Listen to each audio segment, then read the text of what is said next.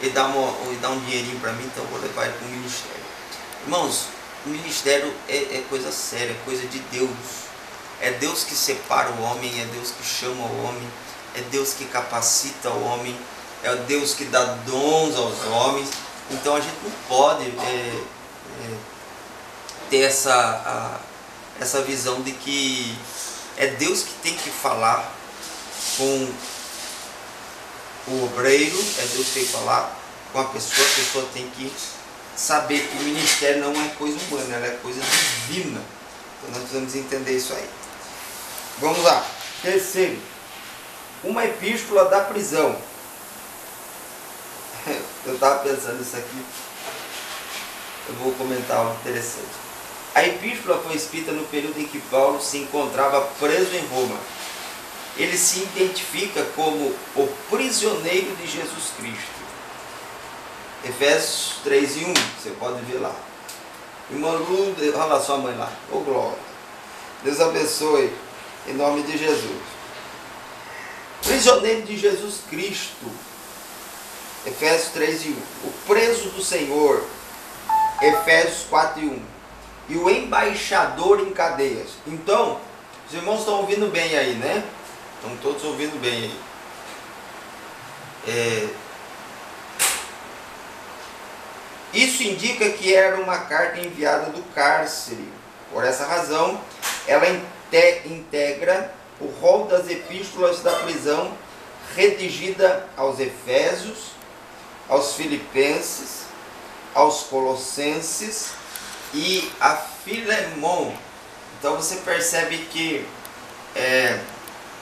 nesse momento Paulo está preso.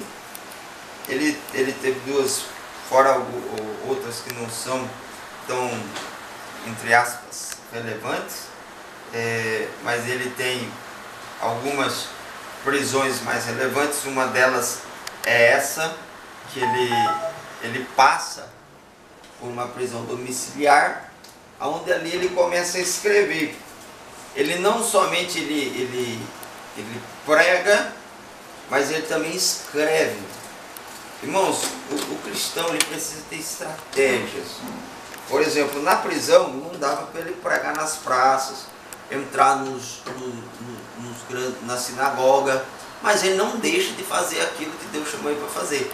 Ele utiliza-se do meio que ele podia naquele momento. E qual era? A escrita.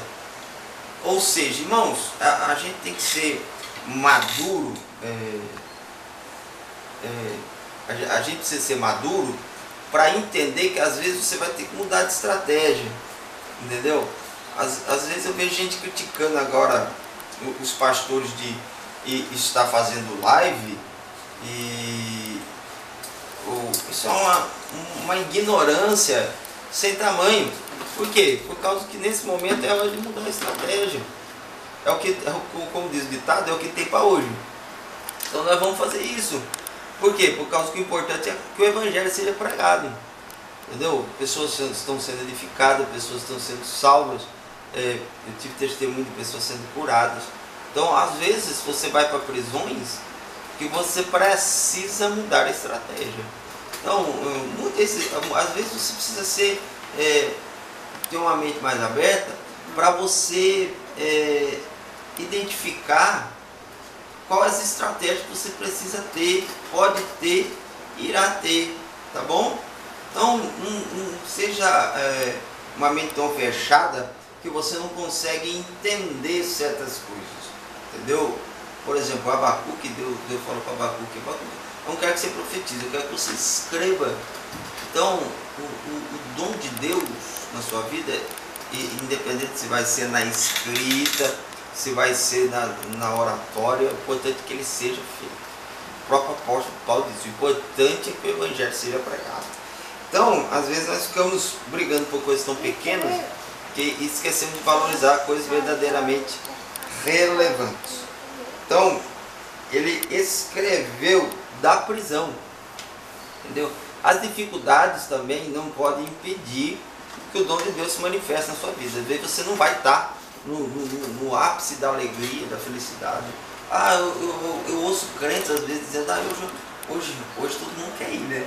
Mas no decorrer do tempo, a gente vê as pessoas dizendo assim, ah, hoje eu não fui na igreja porque eu não estava bem. Mas peraí, você não está bem, daí você não vai na igreja? Pelo contrário, você não está bem, daí que você tem que ir para a igreja. Entendeu? Porque ali você vai ouvir uma palavra, ali você vai ouvir louvores, ali Deus vai falar com você, daí você pode sair diferente de como você entrou. Entendeu? Então, tire essa mentalidade que a sua situação molda a sua fé. A sua fé precisa moldar a situação. Independente da situação que você está passando, você precisa entender que prisões não para visões. A sua visão cristã não pode ser levada pelo que você está vivendo, o que você está passando. Você precisa passar pelas situações com a sua fé inabalável, porque, como diz a Bíblia, os que confiam no Senhor são como os montes de Sião, que não se abalam, mas permanecem para sempre. Como Jesus disse em Lucas 6,46, que ouve e pratica as minhas palavras, eu compararei ao homem que tem a sua casa sobre a rocha, que veio a chuva, veio o vento, veio as correntezas, mas a casa ficou de pé, porque estava firmada sobre a rocha. O que o Senhor quer dizer com isso? Quando você está firme, Paulo tinha uma fé convicta, a prisão não mudava a sua visão. Você não pode mudar pela circunstância, porque se você mudar por causa da circunstância, vai fazer mal para você. Entendeu? Vamos lá. Vamos continuar. A data, de acordo com Atos, após realizar 3 viagens missionárias e implantar igrejas na região do Mediterrâneo, Paulo esteve em prisão domiciliar por cerca de 2 anos, Atos 28 e 30, entre 60 e 62 depois de Cristo. Outra coisa interessante, a data depois de Cristo não se conta após sua morte, mas sim a partir do seu nascimento. Vamos você gravar isso aí também. 62 depois de Cristo, Jesus viveu 33 anos aproximadamente. Nós vamos ver aí que fazia uns 30 e poucos anos que Jesus, ou quase 30 anos que Jesus tinha sido assunto ao céu. É interessante isso aqui para a gente poder abordar, porque muitos têm a visão que Paulo, tem mais gente entrando, uma Margarida, Rosana, a minha amiga, pastor, ela mora em Registro, manda paz, pai. Pai do Senhor, irmã Rosana, Deus abençoe. Presbítero, irmão Eudes, irmã Silvana, Deus abençoe, abraço, glória. José Ailton, Deus abençoe em nome de Jesus. Então, irmãos, nós estamos aqui percebendo o quê? Que essa carta, ela foi escrita, nós estamos numa escola, então por isso que às vezes a gente tem que se segurar aqui. Irmã Renata está com a gente aí, em nome de Jesus, e nós precisamos entender essas coisas. Então, perceba o perfil do apóstolo Paulo.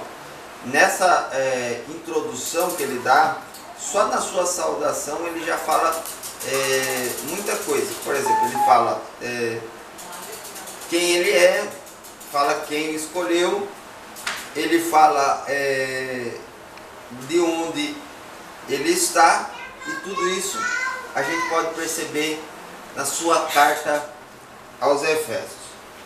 Destinatários, a cidade de Éfeso, fundada por volta de 1050 a.C., tornou-se num centro político, comercial e religioso da Ásia Menor, atual país da Turquia.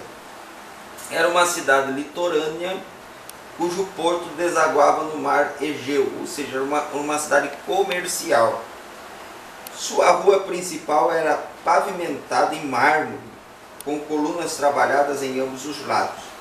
Era considerada uma metrópole com cerca de 500 mil habitantes.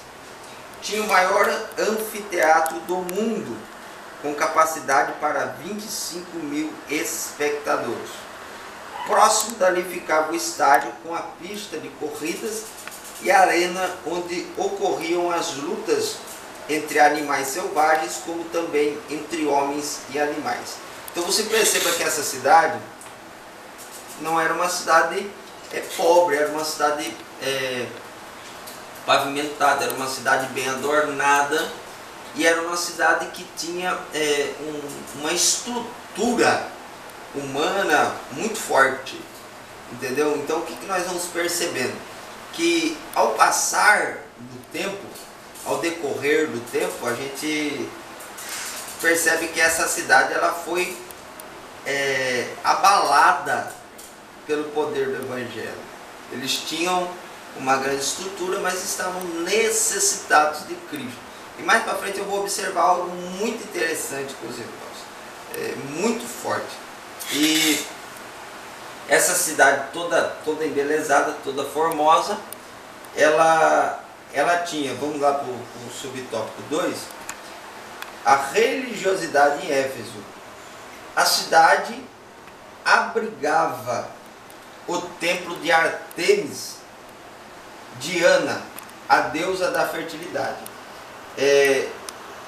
construído em mármore. A economia da cidade dependia dos milhares de turistas que a visitavam.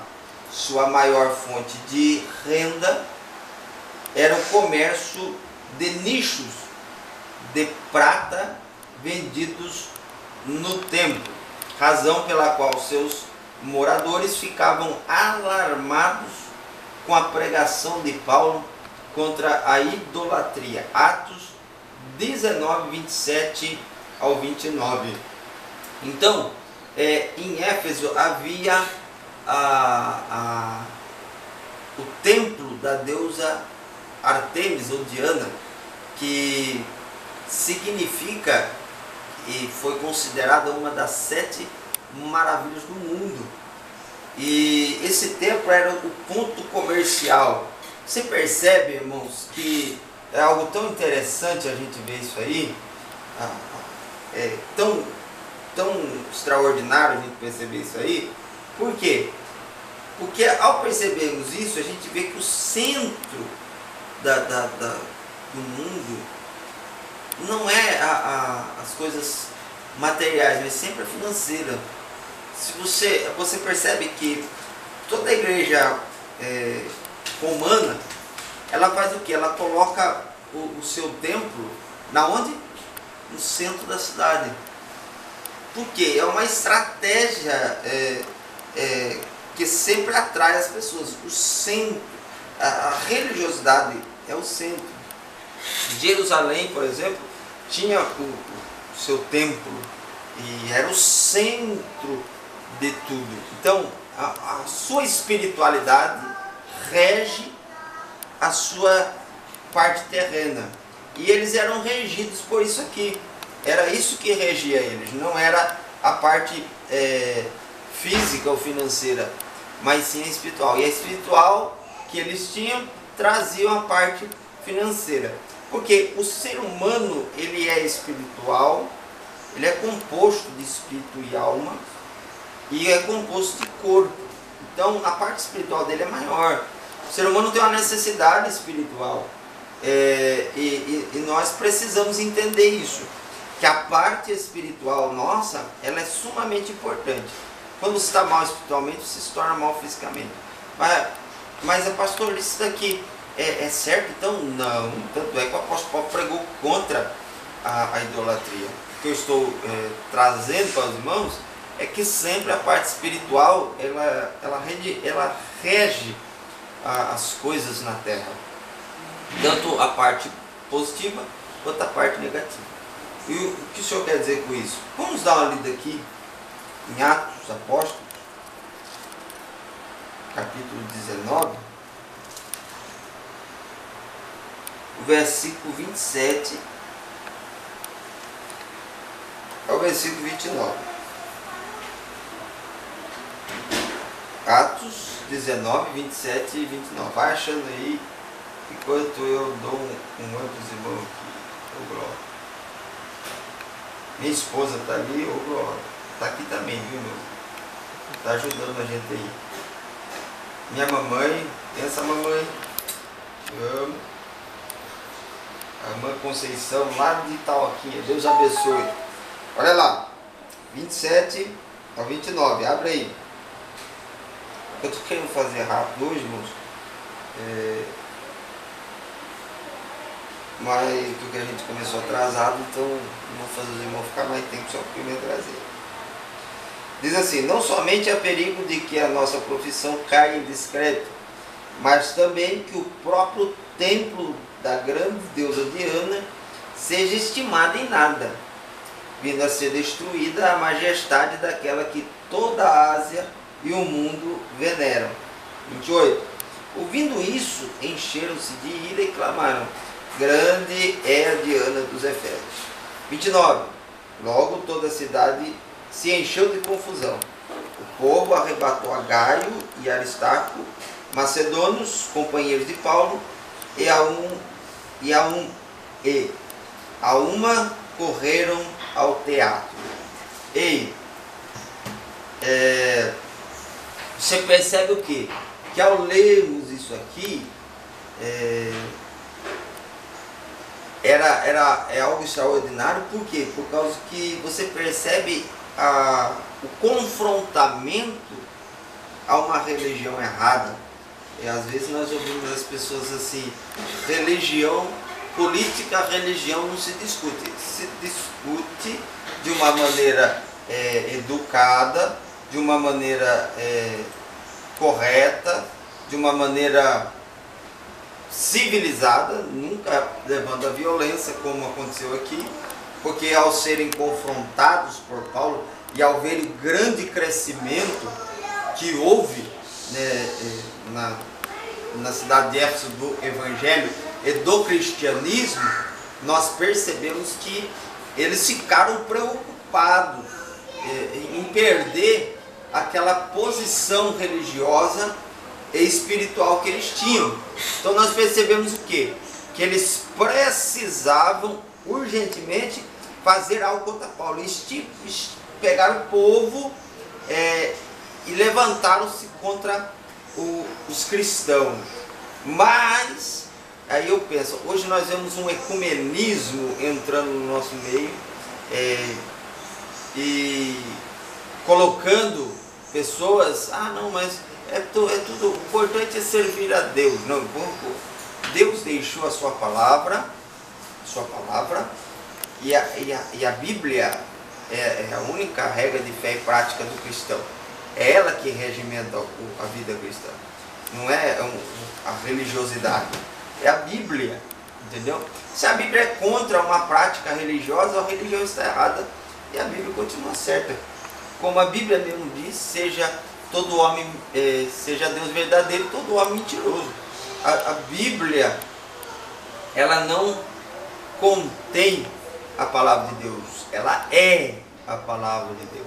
Então, o conteúdo que nós temos hoje é a Bíblia. Então, o que serve para nós é o que está na Bíblia. Se não estiver na Bíblia, não vale, não tem proveito. Então eu fico pensando, né? Nós estamos indo para um lado assim que a religião lá também está certa, a outra tem um pontinho certo, nós temos um pontinho errado. Não, irmãos, vamos ficar com a Bíblia. É a Bíblia que nos orienta, nos ensina, que nos mostra o que devemos fazer, como devemos agir, como devemos estar. Então, o que vale não é o que eu penso, não é o que o padre pensa, não é o que o bispo pensa, não é o que o papa pensa, não é o que o pastor pensa. John Piper disse: se o teu pastor não está com a Bíblia, não obedeça. O que nós devemos obedecer é a palavra de Deus, debaixo da pregação de uma autoridade, que é regimentada por Deus, entendeu? É a Bíblia, irmãos. O pastor tem que pregar a Bíblia, o pastor tem que estudar a Bíblia, o pastor tem que buscar o conhecimento bíblico, senão nós vamos entrar, daqui a pouco vamos estar utilizando. Às vezes eu vejo, irmãos, é por isso que a fonte ela é importantíssima. Eu vejo pessoas postando, digo aos irmãos, postando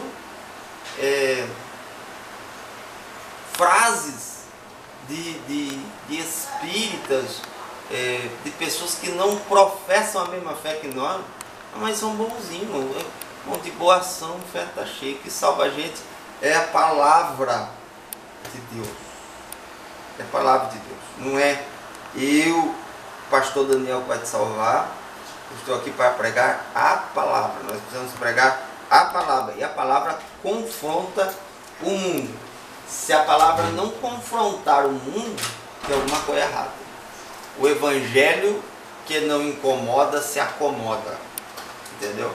Porque daí fica muito fácil. Então, quando você vê alguma suposta perseguiçãozinha do evangelho, é Deus dando uma catucada em nós aí, falando assim: e aí, vamos continuar do mesmo jeito ou vamos dar uma despertada?